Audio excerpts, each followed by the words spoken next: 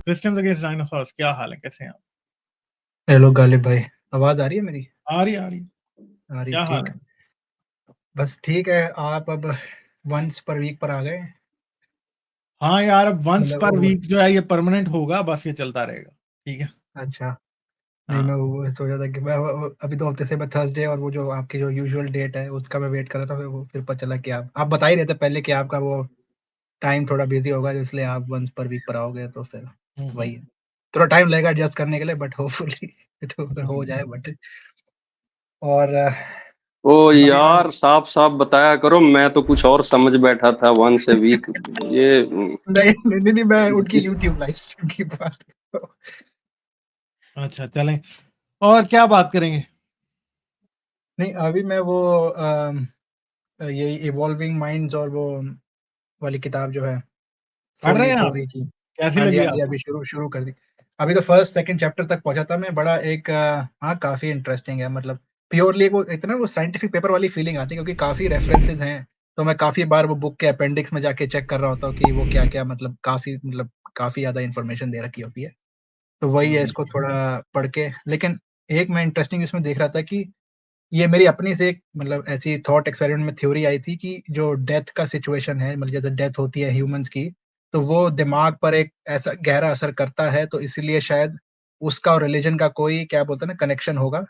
तो वो बड़ा इंटरेस्टिंग था पढ़ने के लिए कि डेथ तो जानवरों की और मतलब ह्यूमंस के एंसेस्टर्स की भी होती रही है, लेकिन जब तक इंसान का वो अवेयरनेस नहीं हुई, या फिर वो जो ऑटोबायोग्राफिकल मेमोरी जो है वो जब तक नहीं आई, इवॉल्व हुई, तब तक वो उसका जो असर जो है इंसान की साइकी पर और वो रिलीजन की एग्जिस्टेंस पर, वो हुआ नहीं।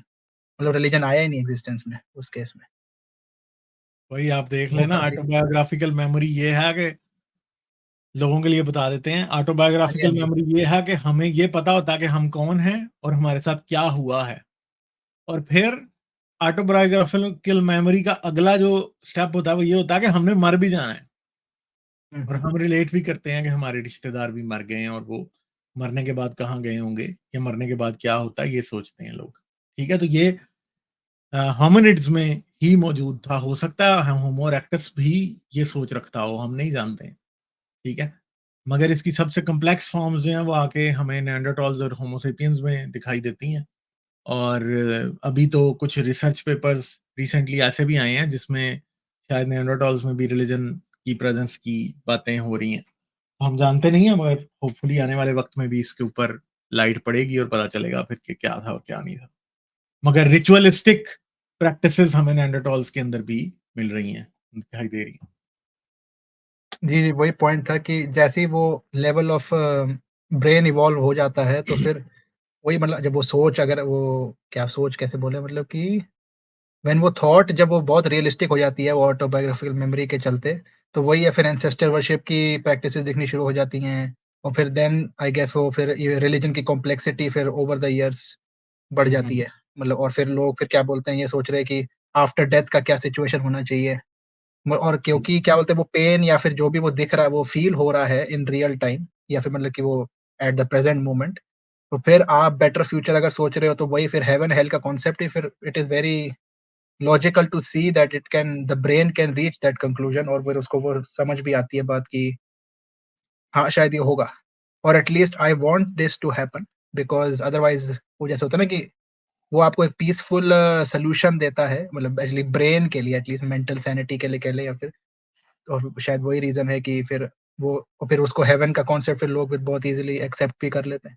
आज तो एक्चुअली वो रिलीजन भी वो है ना, इवॉल्व हो जाता है, रिलीजन भी क्वाइट कॉम्प्लेक्स हो गया है। तो क्योंकि लोग हम्म। फिर फिलोसफी घुस जाती है, क्योंकि अगर हम क्या बोले, ग्रीक टाइम भी बोले कितना ही पुराना है, मतलब जो फिलोसफाइज करना भी in itself, the idea of philosophy itself भी ज्यादा पुराना नहीं है।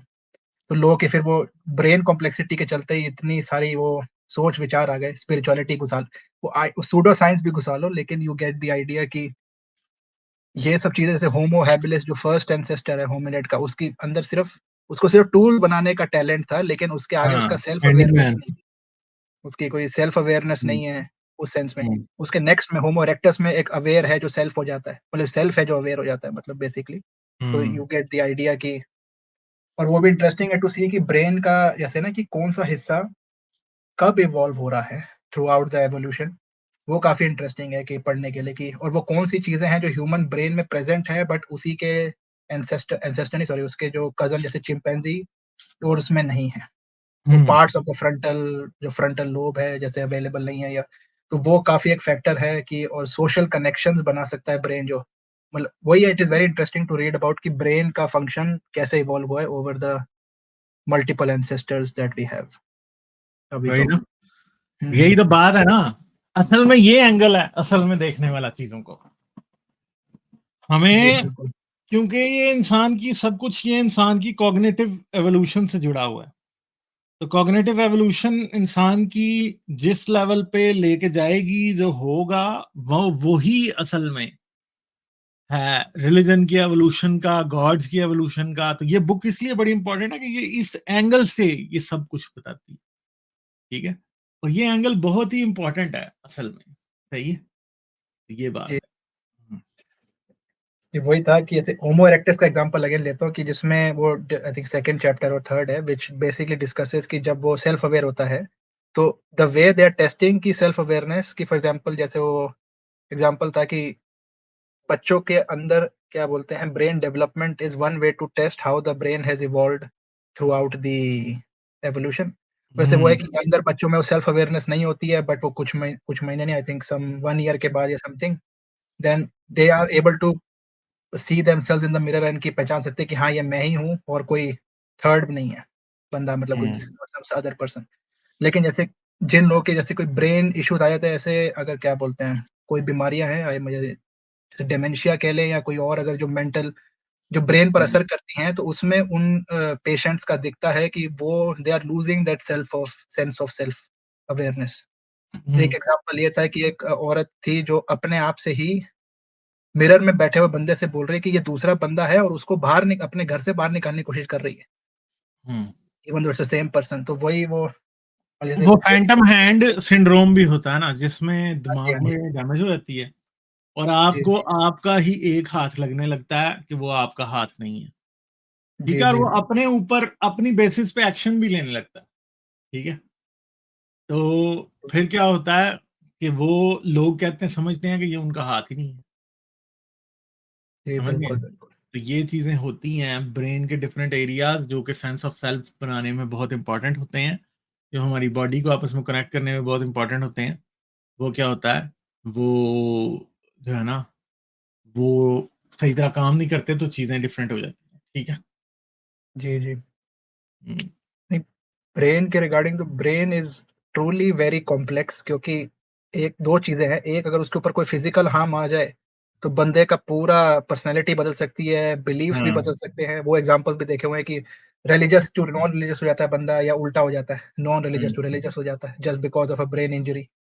और फिर हम्म, दूसरा if you look at mental disorders तो वो भी एक वो कैटेगरी मतलब वो लिस्ट भी काफ़ी लंबी है, जो आई थिंक वो जो नाम भूल गया वो जो लिस्ट रखी जाती है ऑफ मेंटल डिसऑर्डर्स लेकिन it is very interesting to see कि कितने तरह के हैं और फॉर एग्ज़ाम्पल एक जो मैंने एक इंटरेस्टिंग चीज़ पढ़ा था जो एक है ये डिसोसिएटिव पर्सनैलिटी डिसऑर्डर वो जो मल्टीपल हाँ, पर्सनैलिटी या स्प्लिट पर्सनैलिटी वाली बात जो है, वो एक इतना मतलब कि ब्रेन इतना कॉम्प्लेक्स है या इतना ट्रॉमाटाइज़ हो जाता है कि नया बंदा ही वो बना देता है इन द सेंस कि भाई the every personality of that human being is separate from each other and it's inside a single brain.